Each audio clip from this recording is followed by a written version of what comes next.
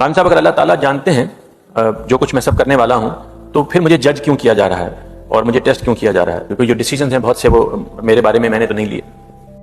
اللہ تعالیٰ نے، وہ خالق ہیں، انہوں نے فیصلہ کیا کہ وہ ایک ایسی مخلوق بنائیں گے جس کو وہ ہمیشہ کی زندگی دے دیں گے۔ یہ ہمیشہ کی زندگی معمولی الفاظ نہیں ہے، ہمیشہ کی زندگی دے دیں گے، یعنی ابدی زندگی، اٹرنل لائف۔ اس مخلوق کو بنانے سے پہلے انہوں نے یہ فیصلہ کیا کہ میں اس کو استحقاق کی بنیاد پر دوں گا، وہ خود اس جنت کو کمائے گی۔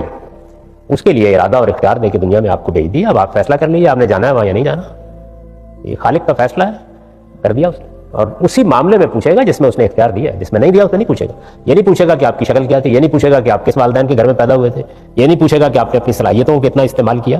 یہ آپ کی دنیا ہے، اس میں آپ کو جو اس نے دے دیا ہے دے دیا ہے، لیکن آپ کو اخلاقی معاملات میں، مورل معاملات میں اس نے ارادہ اور اختیار دیا ہے، اس کے بارے میں سوال کرے گا، اور اس پر آخرت میں فیصلے کی بنیاد رکھی جائے گی۔ ہمارے پاس کیا دلیل ہے اس بات کی؟